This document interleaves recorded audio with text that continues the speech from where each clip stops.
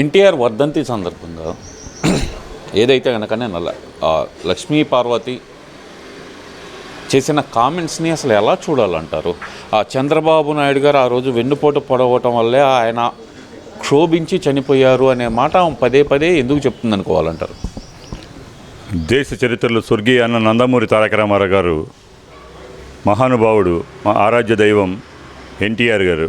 ఒక ఎన్టీఆర్ పేరు చేతనే ప్రపంచ దేశాలు ఆంధ్రప్రదేశ్ వైపు చూసినాయి.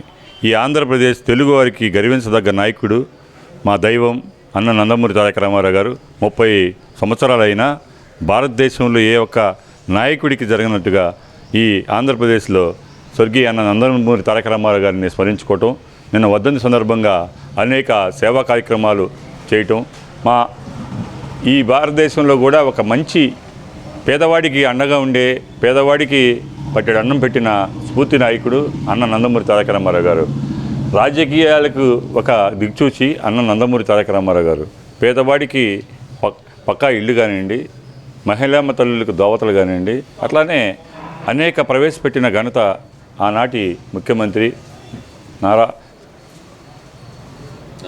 నందమూరి తారక రామారావు గారు. అలానే ఎన్టీఆర్ అంటే ఒక బ్రాండు, ఎన్టీఆర్ అంటే ఒక లెజెండ్, ఎన్టీఆర్ అంటే ఎన్టీఆర్ పేరు చెప్తేనే గడగడలాడిపోతారు. ఆనాడు ఢిల్లీ కోటని గడగడలాడించిన ఎన్టీఆర్ అనగానే అక్కడ ఢిల్లీ కోట కూడా గడగడలాడింది. అంతట మహోన్నతమైన వ్యక్తి మా దగ్గర మా దైవం లేకపోవటం చాలా బాధాకరమైన విషయం. అలాంటి నా దేవుణ్ణి ఎప్పుడూ స్మరించుకుంటుంటూ ప్రతి నిత్యం కూడా ఎన్టీ రామారావు గారిని స్మరించుకుంటే ఏ పనైనా అవుతుంది. అట్లానే ఇలాంటి చిల్లర రాజకీయాలు, లక్ష్మీ పార్వతి చిల్లర మాటలు, ఎన్టీఆర్ని పొట్టన పెట్టుకుంది లక్ష్మీ పార్వతి. ఎందుకంటే అంతటి మహానుభావుడు ఏదో నేను సేవ చేస్తాను, పాదసేవ చేస్తానని చెప్పి ప్రాణం తీసిన లక్ష్మీ పార్వతి.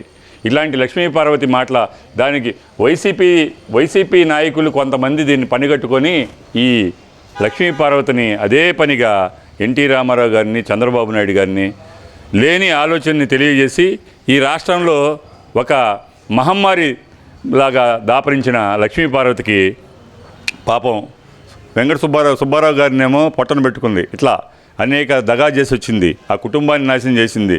చిడతలు భజనలు చేస్తూ దేశం మొత్తం తిరక్క మా అన్న నందమూరి తారక రామారావు పాలిటి శాపంలా మారి ఈ రాష్ట్రంలో పాపం అన్నగారికి నిద్రలేని రాత్రులు గడిపిన రాత్రుల వాస్తవం. ఎందుకంటే ఒక నాయకుడికి దగ్గరికి వచ్చి భజన చేసి నాయకుడిని మెప్పబంది దాని ద్వారా ఆనందం పొందిన మనుషులందరూ కూడా ఈరోజు ఎన్టీఆర్ని వెన్నుపోటు పొడిచిన చంద్రబాబు నాయుడు గారు అంటాం చాలా దారుణమైన పరిస్థితి. ఎన్టీ రామారావు గారిని మా నాయకుడిని ఈ రాష్ట్రంలో కాపాడాలని చెప్పి ఈ రాష్ట్ర ప్రజలు కూడా నారా చంద్రబాబు నాయుడు గారంట తెలుగుదేశం పార్టీ అన్నమాట వాస్తవం. ఎన్టీ రామారావు గారికి చంద్రబాబు నాయుడు గారు వెన్నుపోటు పొడిచారని ఇలాంటి లక్ష్మీ పార్వతులు 100 మంది చెప్పినా కళ్ళబొల్లి కబుర్లు వినే మాట ప్రజలు లేరని చెప్పి ఆనాటి నుంచి ఈనాటి వరకు కూడా ప్రజలు గమనిస్తూ ఉన్నారు. ఒక పైచాచరిక ఆనందం పొందుతూ వైసీపీ అరాచక పాలనకి నువ్వు వారికి తోడుగా ఉంటూ వారి రాక్షస ఆనందం పొందుతూ వారితో అనేక ప్రయాణాలు చేసి ఈ రాష్ట్రంలో వైసీపీతోటి నువ్వు అటకాడిగిన మాట వాస్తవం కదా. వైఎస్ జగన్మోహన్ రెడ్డితో నువ్వు వెళ్ళినప్పుడే ఈ రాష్ట్రంలో నువ్వు నీ పిచ్చి పరాకాష్ట ఎంత ఎలా ఉందో ముదిరిపోయిందో తెలిసిపోయింది. నీకు మానసిక స్థితి సరిగా లేదు, వైద్యం చేయించుకో. దయచేసి చంద్రబాబు నాయుడు గారు కానీ తెలుగుదేశం పార్టీని కానీ నువ్వు అడిగితే అర్హత నీకు లేదు. గుర్తుపెట్టుకో, చాలా సందర్భాలు చాలాసార్లు చెప్పాం, మరొకసారి చెప్తానికి కూడా మాకు నోరు రావట్లేదు. ఎందుకంటే నీలాంటి వారిని కూడా మేము విమర్శించే స్థాయికి దిగజారిపోయి మేము మాట్లాడుకోవటం భావ్యం కాదని చెప్తున్నాం. లక్ష్మీ పార్వతి ఇంకొకసారి కనుక నారా చంద్రబాబు నాయుడు గారిని తెలుగుదేశం పార్టీని కనుక అంటే కబద్దార్ జాగ్రత్త. ఎందుకంటే ఈ రాష్ట్రం మొత్తం కూడా అన్న నందమూరి తారక రామారావు గారు ఏదైతే ఉందో స్మరించుకుంటూ ఉంటే నీలాంటి ఒక మహిళ ఇంత దారుణంగా చేయాల్సిన ఆరోపణలన్నీ చేస్తూ నారా చంద్రబాబు నాయుడు గారి మీద అనేకమైన సార్లు చెప్పారు, అనేకమైన సార్లు నీకు గుణపాఠం చెప్పారు, కానీ నీకు సిగ్గు లేదు.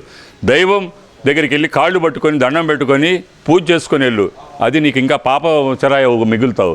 కానీ నారా చంద్రబాబు నాయుడు గారు, మా ఆరాధ్య దైవాన్ని నారా చంద్రబాబు నాయుడు గారిని కూడా మాట్లాడతాం బట్టి కబద్దారని చెప్పేసి తెలియజేస్తాం. అంటే ఇక్కడ ప్రధానంగా చూసుకుంటే ఆమె అంటుంది ఏంటంటే కనుక ఎన్టీఆర్ గారు చనిపోయిన తర్వాత కొంతకాలానికి నేను తమిళనాడులోనే ఒక బాబా దగ్గరికి వెళ్ళాను, ఒక 16 ఏళ్ల బాలిక రూపంలో ఎన్టీఆర్ గారు వచ్చి చంద్రబాబు నాయుడు గారి గురించి సంచలన నిజాలు నాకు చెప్పారు అని చెప్పి మరి ఆమె చెబుతుంది కదండి, ఆమె ఆత్మతో మాట్లాడానని కూడా చెబుతుంది కదా. దీని లక్ష్మీపార్వతి పిచ్చి పరాకాష్ఠకి ఎక్కిందండి.